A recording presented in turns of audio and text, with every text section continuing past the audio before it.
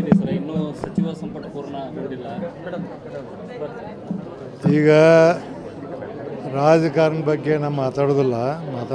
ಆದರೆ ಇಂಥ ಪರಿಸ್ಥಿತಿಯಲ್ಲಿ ತಕ್ಷಣ ಮಂತ್ರಿಮಂಡಲ ಮಾಡಿ ಮಂತ್ರಿಗಳನ್ನ ಡೆಪ್ಯೂಟ್ ಮಾಡಿ ರಾಜ್ಯದ ಜಿಲ್ಲೆಗೆ ಒಬ್ಬೊಬ್ಬನ ಡೆಪ್ಯೂಟ್ ಮಾಡಿ ಎಲ್ಲೆಲ್ಲಿ ಮಳೆ ಆಗಿಲ್ಲ, ಎಲ್ಲೆಲ್ಲಿ ಬರ ಐತೆ ಅವರೆಲ್ಲ ಇಮಿಡಿಯೇಟ್ಲಿ ಕಾಳಜಿ ತಗೋಬೇಕಾದ್ರೆ ಸರ್ಕಾರ ಕರ್ತವ್ಯ ತಕ್ಷಣ ಮಾಡ್ಬೇಕಂತೇಳಿ ನಾನು ಸಹಿತ ಒತ್ತಾಯವನ್ನು ಮಾಡಿದ್ದೀನಿ, ಈಗೂ ಮಾಡ್ತೀನಿ. ಸರ್, ಈಗ ಮಹಿಳಾ ವಿವಿ ಹೆಸರಿಗೆ ಮಾತ್ರ ಆಗಿದೆ. ಮಹಿಳಾ ಸಬಲೀಕರಣಕ್ಕೆ ಆರ್ಥಿಕ ಶಕ್ತಿ ಇಲ್ಲ. ಎಲ್ಲರೂ ಬರ್ತಾರೆ, ಒಂದು ಘಟಿಕೋತ್ಸವ ಮಾಡ್ತಾರೆ, ಹೋಗ್ತಾರೆ. ಅನುದಾನ ಕೊಡ್ತಾ ಇಲ್ಲ. ಈ ಸರಿ ಏನಾದ್ರು ನೀವು ಅನುದಾನಕ್ಕಾಗಿ ಈಗ ನಾನು ಅನುದಾನ ಕೊಡೋಕೆ ಬರೋಂಗಿಲ್ಲ, ಕಾನ್ಸ್ಟಿಟ್ಯೂನ್ಸಿ ನಂದಲ್ಲ ಇದು. ಈ ಜಿಲ್ಲೆ ನಾನು ಬಿಜಾಪುರ ಜಿಲ್ಲೆ ನಾನು, ಬಟ್ ಕೊಡೋಕೆ ಬರೋದಿಲ್ಲ. ಬಟ್ ಕೊಡಿಸ್ತೀನಿ ಬೇರೆಯವ್ರ ಕಡೆ. ಸರ್ಕಾರಕ್ಕೆ ನೀವು ಇದು ಮಾಡ್ಬೋದಲ್ಲ? ಸರ್ಕಾರ ಅದೇ ಹೇಳಿ ನಾನು ಮೇಡಮ್ಗೆ ಹೇಳಿ, ಒಂದು ಪ್ರಪೋಸಲ್ ತೊಗೊಂಬರ್ತೀನಿ. ನಾನೇ ಮೀಟಿಂಗ್ ಕರಿತೀನಿ, ಫೈನಾನ್ಸ್ ಸೆಕ್ರೆಟ್ರಿನ ಮತ್ತು ಎಜುಕೇಷನ್ ಸೆಕ್ರೆಟ್ರಿನ ಕರೆದು ಮಾಡಿ ಒಟ್ಟು ಸ್ವಲ್ಪ ಆದರೂ ಏನಾದ್ರು ಮಾಡುವಂಥ ಜವಾಬ್ದಾರಿ ಮಾಡ್ತೀನಿ. ಸುಳ್ಳು ನಾನು ದೊಡ್ಡದಾಗಿ ಭಾಷಣ ಮಾಡೋದಿಲ್ಲ. ಬಟ್ ಮೇಡಮ್ಗೆ ಹೇಳಿ ನಾನು ಈ ವಿಷಯ ಅವ್ರಿಗೆ ತೊಗೊಂಬರಲಿ, ಖಂಡಿತವಾಗಿ ನಾನು ಮಾಡಿ ಕೊಡ್ತಾ ಅಂತ ಕೆಲಸ ಮಾಡಿ ಆಫ್ಟರ್ ದಿ ಸೆಷನ್. ಸಭಾಪತಿ ಸ್ಥಾನದ ವಿಚಾರವಾಗಿ ಆಡಳಿತ ಪಕ್ಷದವ್ರನ್ನ ಕೊಡಿಸ್ಬೇಕು ಅಂತ ಅವರು ಇದು ಮಾಡ್ತಾರೆ. ಅವರು ಕುಡಿದಲ್ಲಿ ಯಾರು ಬೇಡ ಅಂತಾರೆ. ಸಿಎಂ ಒತ್ತಡ ಆಗ್ತಾ ಇದ್ದಾರೆ ನಿಮ್ಮ ಮೇಲೆ. ಹಾಸ್ಪಿಟಲ್ನಾಗಿದ್ದರು ಕರೆ ಮಾಡಿ ಇಲ್ಲಿವರೆಗೆ 1956ರಿಂದ ಇಲ್ಲಿವರೆಗೆ ಒಬ್ಬ ಸಭಾಪತಿ ಮೇಲೆ ಅವಿಶ್ವಾಸ ನಿರ್ಣಯ ಮಂಡಿಸಿಲ್ಲ. ಸಭಾಪತಿಗಳು ತಮ್ಮ ಪೂರ್ಣವಾದಂಥ ಪೀರಿಯಡನ್ನು ಮುಗಿಸ್ಯಾರ. ಇವರೇನೋ ಹೊಸ ತೆಗೆದಾರೆ ಇವರು.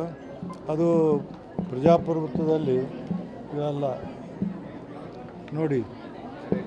1900 ಸುಬ್ರಹ್ಮಣ್ಯ 56ರಿಂದ ಇಲ್ಲಿವರೆಗೆ ಎಲ್ಲರೂ ಸಭಾಪತಿಗಳು ತಮ್ಮ ಪೀರಿಯಡ್ ಮುಗಿಸ್ಯಾರ. ಒಬ್ಬರು ನೋಡಿ, ಒಬ್ಬರನ್ನೂ ಏನು ಮಾಡಲ್ಲ, ಎಲ್ಲರೂ ಮುಗಿಸ್ಯಾರ. ಅಲ್ಲಿ ಕಾಂಗ್ರೆಸ್ ಇದ್ದಾರೆ, BJP ಇದಾರಲ್ಲ, ಇವರೇನು ಅದನ್ನೇ ಅವ್ರಿಗೆ ಅಕಾಮಡೇಟ್ ಮಾಡಬೇಕತ್ತು. ಅಕಾಮಡೇಟ್ ಮಾಡ್ಬೇಕಾದ್ರೆ ಮತ್ತು ಎಲ್ಲ 226 ಮಂದಿನೂ ಮಂತ್ರಿ ಮಾಡಬೇಕಾಗಿತ್ತಲ್ಲ. 75 ಮಂದಿಯೊಳಗೆ ಕಾಂಗ್ರೆಸ್ದವ್ರು 40 ಮಂದಿ ಅದಾರ, 40 ಮಂದಿಗೆ ಮಾಡ್ತೀನಾರು ಮಾಡಬೇಕಲ್ಲ.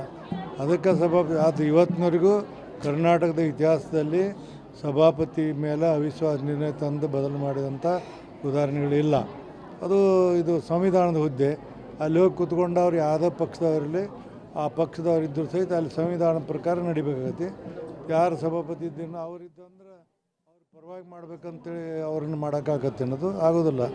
ಅಲ್ಲಿದ್ದವ್ರು ಪಕ್ಷಾತೀತವಾಗಿರಬೇಕು. ಮತ್ತು ನಾನು ಇಡೀ ಭಾರತ ದೇಶದಲ್ಲಿನ ಅತ್ಯಂತ ಸೀನಿಯರ್ ಮುಖ್ಯ, 48 ಸುದೀರ್ಘವಾದಂಥ.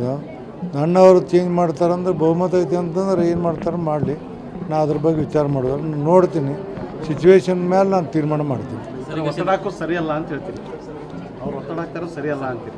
ಒತ್ತಡ ಹಾಕೋದಲ್ಲ, ಯಾವಾಗಾದರೂ ಸಂವಿಧಾನ ಪೀಠದಲ್ಲಿದ್ದಂಥವ್ರನ್ನ ತೆಗೆಯುವಂಥದ್ದು ಅಥವಾ ಅವಿಶ್ವಾಸ ನಿರ್ಣಯ ಎದಕ್ಕೆ ಮಂಡಿಸ್ತೀರಿ? ಕಾರಣ ಬೇಕು. ಒಂದು ಭ್ರಷ್ಟಾಚಾರ ಮಾಡಿರಬೇಕು, ಪಕ್ಷಪಾತ ಮಾಡಿರಬೇಕು, ಏನಾರಾಗಿರ್ಬೇಕು, ಕಾರಣ ಬೇಕಪ್ಪ. ನಿಮ್ಮಣ್ಣ ಏನಂದ್ರೆ ನಿಮ್ಮ ಮೇಲೆ ನಮ್ಗೆ ವಿಶ್ವಾಸ ಇಲ್ಲ, ನಿಮ್ಮ ಮೇಲೆ ನಿಮ್ಮ ವಿರುದ್ಧ ಅವಿಶ್ವಾಸ ಮಂಡನೆ ಮಾಡ್ತೀವಿ. ಏನಂತ ಮಾಡ್ತೀರಿ ನನ್ನ ಮೇಲೆ? ನಾ ಏನೇನು ಮಾಡಲಿಲ್ಲ ಇವತ್ತಿನವರೆಗೂ. ಮಾಡ್ತಾರೆ, ನೋಡೋಣ ಸಿಚುವೇಶನ್ ಏನು ಬರ್ತದೆ, ಅದ್ರ ಬಗ್ಗೆ ನೋಡಬೇಕಾಗ್ತದೆ. ಅವ್ರು ಕೆಲವರು ಸೀನಿಯರ್